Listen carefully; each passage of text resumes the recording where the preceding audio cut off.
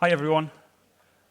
So I'm going to start. If I'm from the north of England, by the way. So if anyone, I'm from the north of England. So if anyone can't understand what I'm saying, apparently in your app there's some subtitles that you can actually put up just in case. I'm just going to start with a bit of film just to give everyone a bit of context and let the stragglers come in. Sound.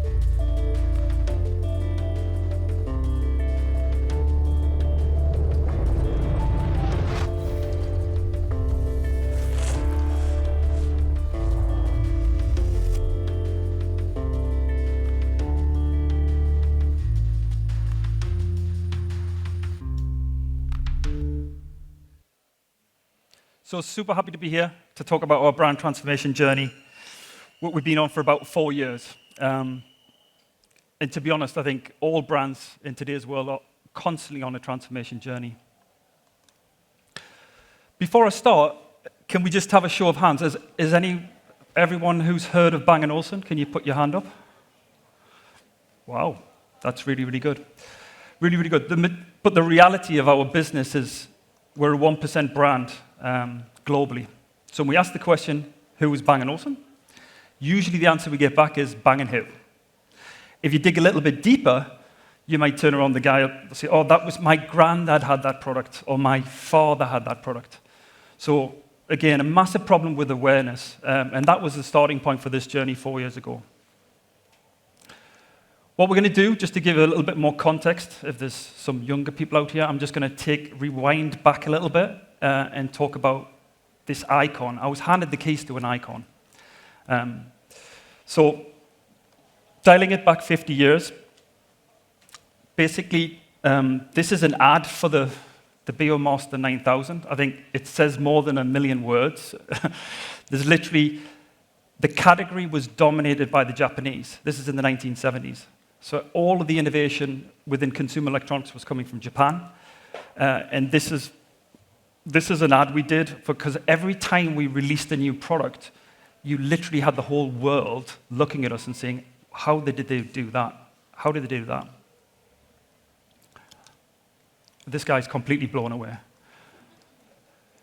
So 1972, we introduced a thing called the Beogram 4000, which there was basically an innovation on there called the tangential arm.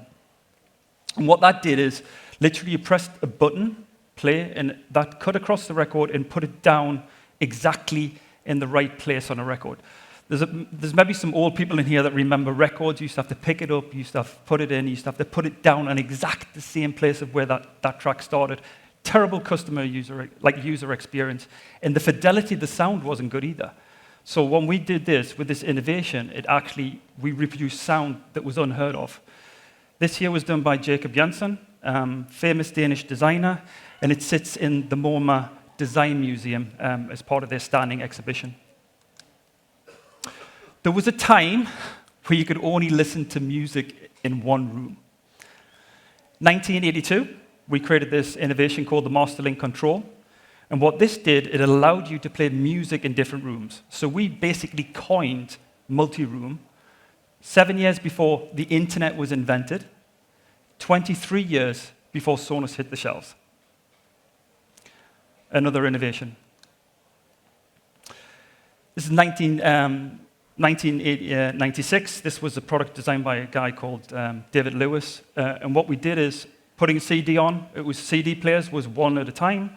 So we created this beautiful CD player that had 6 CDs. And what it did is the little thing, there's like this little shuttle that moves back and forward between the CDs. That went at the speed of a Ferrari car, which literally allowed you to change CDs and actually not have a huge pause. So it's bringing it to what we actually call seamless listening today, like streaming. Again, this was in 1986. And not like everyone else, which was a box on the desk. We had this thing, and we put it on display, so you could hang it on the wall. Again, another design icon that sits in the MoMA. So, where are we today? Next year, we're going to be turning 100 years old. So we're really, really old. We're still innovating, but the world is completely different. And what do I mean with that?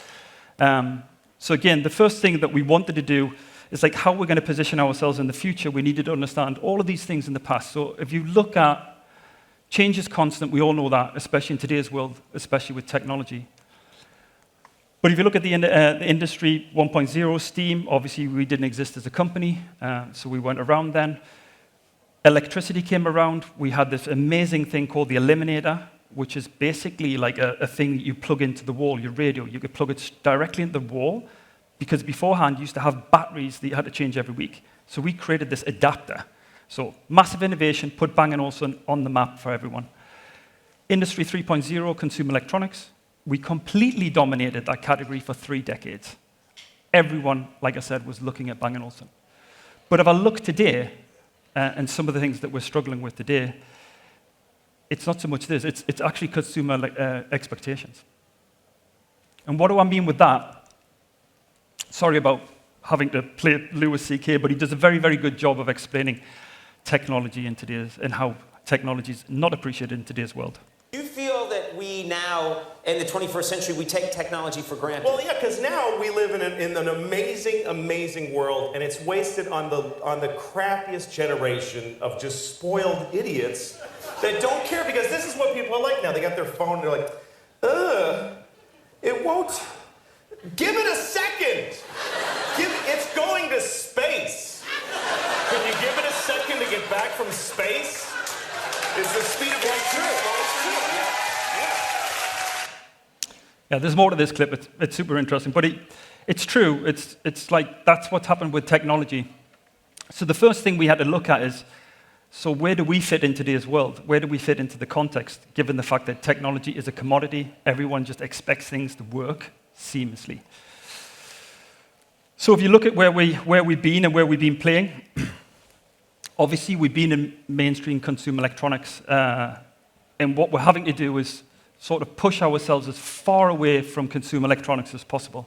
One, because we're really expensive. It costs a lot of money to buy our product, which means we can't. But second of all, we're never going to be a first mover in technology, because that costs so much money for the company to actually come up with innovations.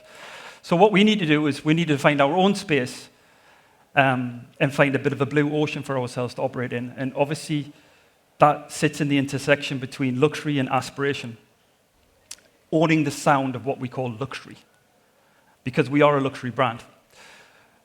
But it also means that we actually need to dial up some of the things that we haven't been doing. So again, what defines a luxury brand? What defines a legacy brand? Instead of talking about microphones and chips and stuff like that, which is most of the consumer electronics industry is doing, you buy a telephone knowing that there's going to be a new model coming out the year after. And obviously technology is creating a lot of landfills.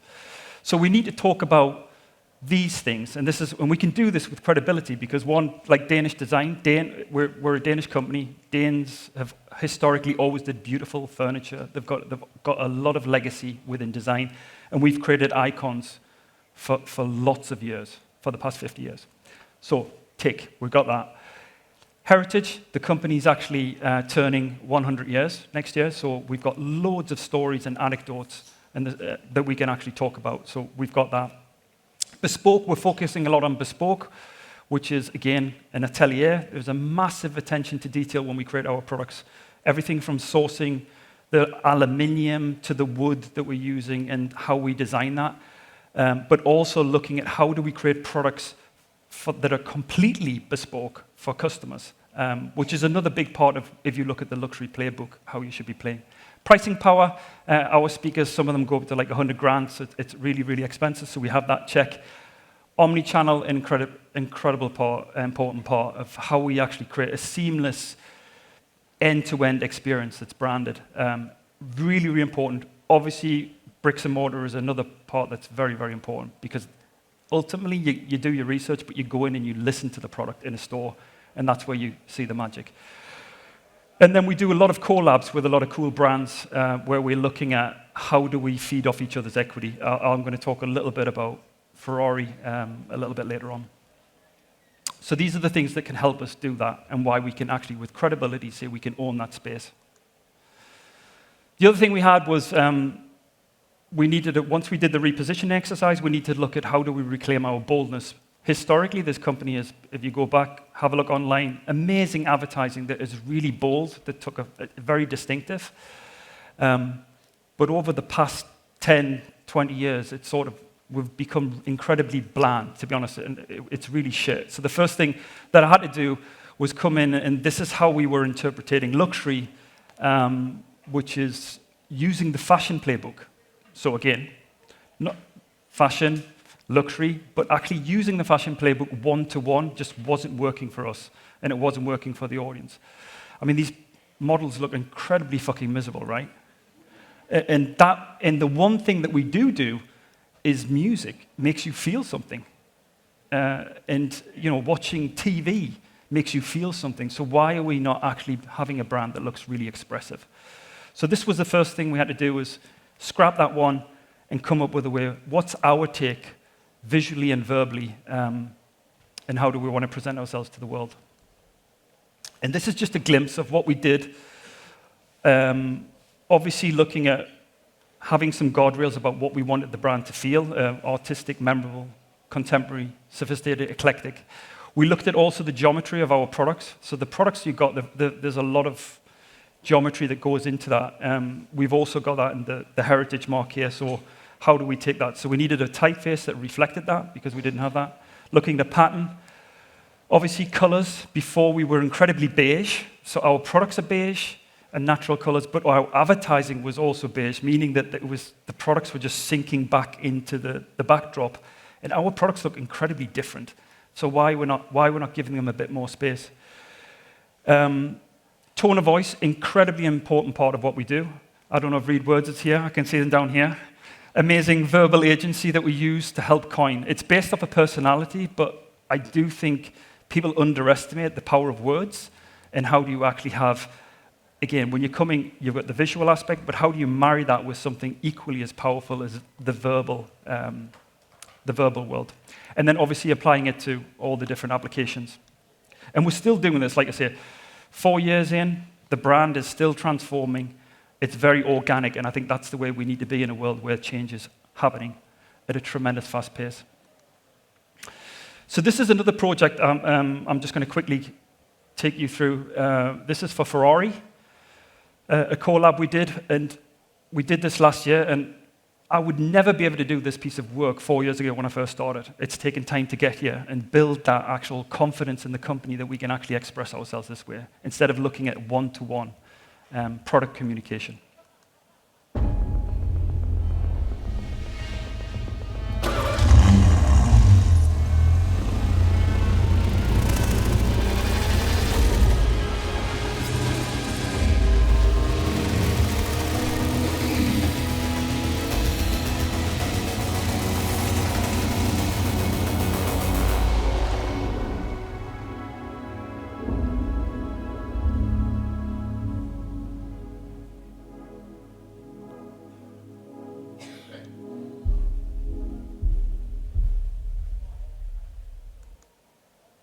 This is how it looked like. Again, it's product, but if you do product, how can you do it in a way that really stands out?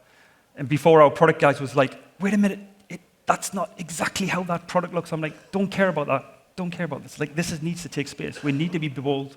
We need to stand out. So back to this one, right? This is the one we're struggling with the most. It's an awful slide. Sorry if there's anybody that's really ancient in here, but literally I have to do this because I had to do this for the business to understand this is where we are. We have a dying audience, and we need to sort of refill that with new people. So obviously, the death of loyalty, baby boomers, massive affinity with our brand. You can talk to anyone that's over a certain age, they're like, oh my God, Bang & Olufsen, amazing. They were like, that was the shit that you had. Generation X, that's me, I'm super ancient as well. Also, high affinity because you walked into someone's house and said, in the 70s, oh, look at that, they've got a piece of B&O kit, amazing. Millennials and Gen Z haven't got a clue who we are. Literally, we've jumped over 2 audiences. And Gen Z is the next biggest buying audience. They're going to stand for 45% of all luxury sales by 2025, that's next year, is Gen Z. So how do we reach these kids? Goated with the sauce. Right? What the fuck? It literally, they've got their own language, right? So, and it's really difficult to talk to these people because they're allergic to advertising. So we needed a vehicle for that. We did some really interesting research with Hall & Partners where we mapped out a strategic pathway. So what kids are interested in, superior sound, music as the artist intended, something they can identify with, and something that makes them connected. So great, we've got the recipe. We need a goated source idea to actually bring this to life. Music. We haven't been talking about music. Back to the fashion playbook. We need to talk, and music is at the heart of everything we do. It's highly emotive, but we need to figure out a space for how do we bring music to life in a way that's unique for us. But bringing music back to the heart of the brand is incredibly important because without music, we're dead. The other thing we've seen with Gen Z, obviously they spend an incredible amount of time on the telephone, incredible amount of time taking pictures of themselves and posting it. And we also saw that there is a massive affinity with avatars and creating your own avatar. But we looked at the avatar world and we thought it looked really shit, and it didn't really we thought we could do this a little bit more interesting and something that stands out because Gen Z is all about self-expression, all about creating self-expression and promoting themselves. So we looked at music, avatars, and then we needed a vehicle. We haven't got massive amounts of media spend, so we needed something that we knew was going to work. Spotify, 420 million people are using that platform.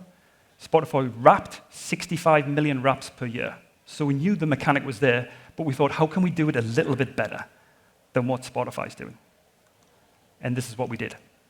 The soon-to-be 100-year-old brand Bang & Olufsen has struggled to connect with younger audiences. So, we decided to create an experience that captures the imagination and attention of Gen Z, using something highly personal and expressive for us all: music.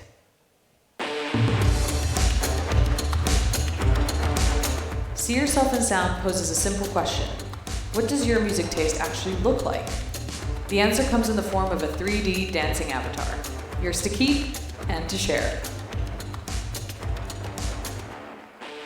We went beyond the likes of Spotify Wrapped to transform your listening history into a new take on the avatar. One bursting with quirkiness, energy, and life. An avatar 100% unique to you. The digital platform analyzes your entire listening history from Spotify and matches it to different shapes, textures, colors, and moves. Like musical Lego, your avatar even gets its own name. The result can be shared seamlessly on social media. From using motion capture suits, to partnering with the Copenhagen Contemporary Dance School, to working with a composer to create bespoke soundtracks, each element of the avatar is entirely personalized.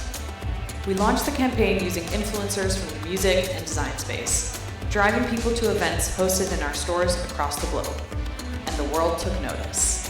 And, more importantly, our audience shared it far and wide. So it worked. But it's not enough to just do it once. We saw it, we measured this campaign, we've seen a 17% uplift, even with people that didn't even know the brand, that had like really positive things to say about us, that didn't have any context of who we were before seeing this campaign. So these are the types of things we need to keep on doing, obviously. But what was really interesting about this is there wasn't any product in there. This was about giving kids something that they can share. And I think that's what we need to be doing more as brands. So I'm gonna leave with some final notes. You might think that's a bit weird going inside out from to outside in. We basically in-housed all the creative product 4 years ago. And it's, again, I've been working like 25 years agency. I don't know how many times I've presented ideas to clients, and then them clients are actually responsible for making that happen and take it into another room, and then I've done this myself. I've counted internally the difference between a great idea and a really fucking bad one is 3 meetings with the wrong people. So I think it's incredibly refreshing that I'm in the inside, which means I can guardrail that idea the whole way through the business, despite the politics, despite the fact opinions that are coming in. So it's been really, really helpful. It's not for everyone. I still think you need outside perspective. Like I say, we've used Read Words. We use other agencies that are specialists. But actually land that idea internally, you need people that understand the greatness of a big idea. Selling features to selling a feeling. I'm in the business of selling feelings. That's what I keep on telling all my colleagues in product marketing. They're still talking about microphones and stuff like that. I'm like, guys, that's not what's going to move the needle. What's going to move the needle is when we build that emotional connection with our end audiences. Relevant for everyone, relevant to the ones that care. If I'm going into a room and I'm selling an idea and everyone's nodding and sort of clapping their hands, it means I've fundamentally done something wrong. Great ideas are polarizing. Great ideas should evoke feelings and people having, like, I don't like that, I don't like this. That's fair. But then you still need to trust the people that are actually in charge of that. So again, if there's marketeers in here, it's like I say, the worst place is when when all these politics come in the way. Literally, things should provoke. Just like art. When you go see an art gallery, you love it, you hate it. That's the way it is. Media dictates an idea. Idea dictates a medium. We do not start with a media plan. We start with the idea, and then we backtrack that into where does that live, what's going to have the most impact, which I think is incredibly cool because there is no ambiguity in the system. You've got the idea, you know what it looks like, you know what we're trying to achieve. Creating advertising. I love advertising. I've done it for a long time. But where we are, obviously, the briefs that we're writing, it's more about how do we create an experience, because experiences is something that you remember. Advertising is something that really is annoying for the majority of the time when it's really bad. But creating an experience helps you look at how do you create a dialogue with your consumers. Stop. That's me done. Thank you very much. I know we've got time for a few questions. Thank you so much. Amazing presentation. I've got time really for one question, and it's related to your idea of creativity, in-housing creativity, really. Yeah. We had Specsavers on the stage last year talk about the same thing, and they do all their amazing creative ads in-house. The question here is, does every brand have to take creative in-house? Surely not every brand has the resources to do this. It's a really good question. And again, I think it depends on how good the marketeers are that you're presenting to. Because, like I say, I think I've presented so many ideas that people, every time you present something and it's coming from the genesis, the person who will come up with the idea, the creators that have coined that idea, and everyone interprets it through their lens because we're all biased. So I feel like it has to be a marketeer that understands the power of creativity, but there also needs to be a mutual respect for the agency because, again, they know what they're talking about. Perfect answer. Thank you so much. Very much. Great. Thanks so much.